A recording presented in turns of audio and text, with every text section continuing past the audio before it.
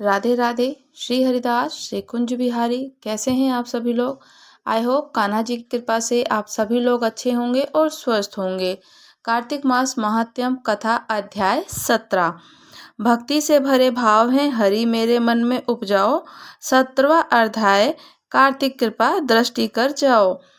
कहते हैं कि नेमिष पुराण तीर्थ में उपस्थित 88,000 सोनक आदि ऋषियों ने मुनियों से सूत जी महाराज ने कहा, अब मोक्ष को देने वाले सब व्रतों में उत्तम एकादशी के व्रत का महात्म्य सुनो।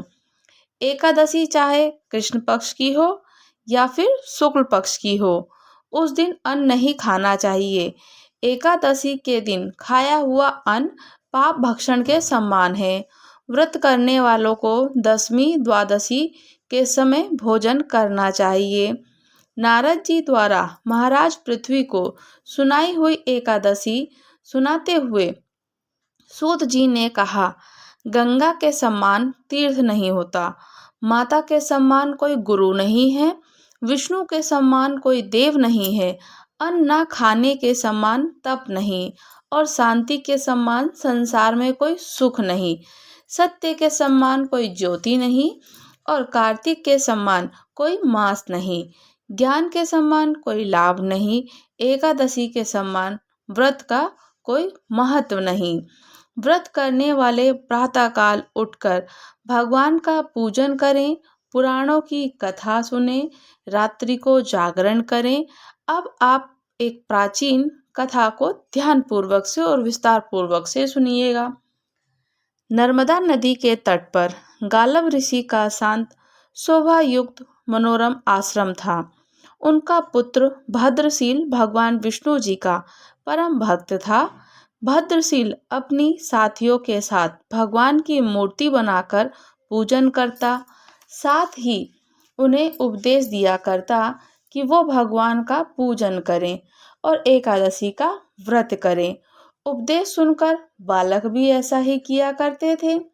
अपने पुत्र के चरित्र को देखकर गालव ऋषि ने एक समय उसे पूछा कि हे भद्रशील, तुम हर समय भगवान विष्णु की पूजा अर्चना में लगे रहते हो, ये उपदेश तुमको किसने दिया है। ये बात सुनकर भद्रशील बोला, पिताजी, मैं पूर्व जन्म का वृत्तांत सुनाता हूँ। पहले जन्म में मैं चंद्रवंश में धर्मकीर्ति नामक राजा था। दत्तात्रेय जी से मैंने शिक्षा और दीक्षा ग्रहण की थी। साथ ही 1000 वर्ष तक राज्य भी किया था। अपने उस जन्म में मैंने धर्म और पुण्य अनेक कार्य किए थे, परंतु उसके बाद भी मेरी बुरी संगति में फंसकर मैंने वेद मार्ग को छोड़कर पाखंड मार्ग को चल पड़ा था। मेरे दुराचारों को देखकर प्रजा भी पाप कर्म करने लगी। इस तरह से धर्म शास्त्रों के कथा के अनुसार प्रजा के पाप का छठा भाग भी मुझको ही मिलने लगा। एक दिन शिकार खेलने के लिए वन में गया। दिन भर भूखा प्यासा रहा, खाने पीने को कुछ नहीं मिला। जंगल में भटक जाने के कारण शाम को मैं घूमता फिरता नर्मदा नदी के किनारे जा पहुंचा।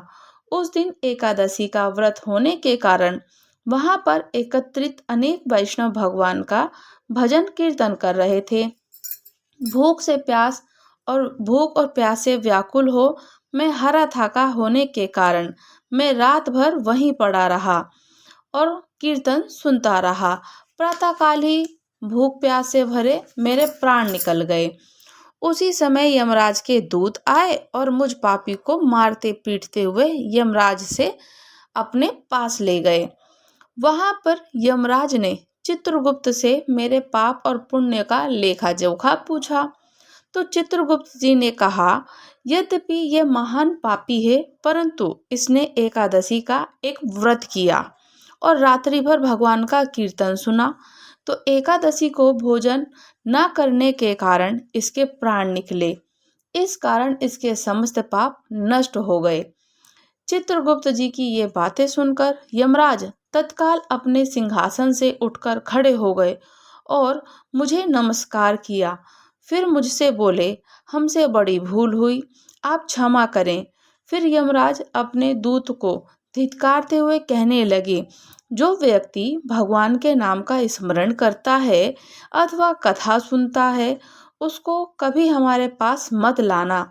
जिसने अनजाने में भी एकादशी का व्रत किया हो, उसके समस्त पाप नष्ट हो जाते हैं और उसे हमारे पास आने की आवश्यकता नहीं पड़ती है। उसके बाद यमराज ने मेरा पूजन किया, फिर मुझे सुंदर विमान पर बैठाकर विष्णु लोक को भेज दिया। हजारों वर्ष इंद्रलोक और विष्णु लोक में रहने के बाद अब मैंने आपके यहाँ पर जन्म लिया।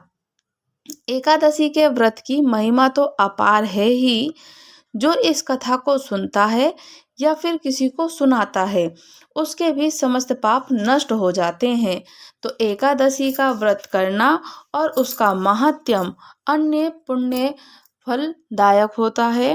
कहते हैं कि बहुत बहुत व्रतों का पुण्य फल जो भी एकादशी का व्रत हो, चाहे कृष्ण पक्ष की हो चाहे शुक्ल पक्ष की हो, तो एकादशी का व्रत अवश्य करना चाहिए। उस समय शिवजी के गण प्रबल थे और उन्होंने जलंधर के शुंभ निशुंभ और महासुर कालनेमी आदि को पराजित कर दिया। ये देखकर सागर पुत्र जलंधर एक विशाल रथ पर चढ़कर, जिस पर लंबी पताका लगी हुई थी, युद्ध भूमि में आया। इधर जय और शील नामक शंकर जी के गण भी युद्ध में तत्पर होकर गर्जन करने लगे। इस प्रकार दोनों सेनाओं के हाथी, घोड़े, शंख, बैरी और दोनों ही के सिंहनाद से धरती त्रस्त हो गई। जलंधर ने कोहरे के समान असंख्य बाणों को फेंककर पृथ्वी से आकाश तक व्याप्त कर दिया। नंदी को 5, गणेश जी को 5, वीरभद्र को एक साथ ही 20 बाण मारकर उनके शरीर को छेद दिया। मेघ के समान गर्जना करने लगा। ये देखकर कार्तिकेय ने भी दैत्य जलंधर को अपनी शक्ति उठाकर मारी और घोर गर्जन किया, जिसके आघात से वह मूर्छित हो पृथ्वी पर गिर पड़ा। परंतु वह शीघ्र ही उठा और क्रोध वृष्टि में कार्तिकेय को अपनी गदा से प्रहार करने लगा। ब्रह्मा जी के वरदान की सफलता के साथ शंकर जी के पुत्र कार्तिकेय पृथ्वी पर सो गए। गणेश जी भी गदा के प्रहार से व्याकुल होकर धरती पर गिर पड़े। नंदी व्याकुल हो गदा के प्रहार से पृथ्वी पर गिर पड़े। फिर दैत्य ने हाथ में परिध ले शीघ्र ही वीरभद्र को पृथ्वी पर गिरा देख शंकर जी के गण चिल्लाते हुए संग्राम भूमि छोड़कर बड़े वेग से भाग चले। वे भागे हुए गण शीघ्र ही शिव जी के पास आ गए और व्याकुलता से युद्ध का सब समाचार कह सुनाया। तो लीलाधारी भगवान ने उन्हें अभय दे सबका संतोष वर्धन किया। कार्तिक मास महात्म्य कथा अध्याय 17 समाप्त हुआ। राधे राधे। श्री हरिदास, श्री कुंज बिहारी। अगर आप लोग हमारे चैनल पर नए हैं तो चैनल को लाइक, शेयर, सब्सक्राइब करना बिल्कुल भी ना भूलें और मुझे कमेंट्स करके ज़रूर बताइएगा कि आपको कथा कैसी लगी। राधे राधे। श्री हरिदास।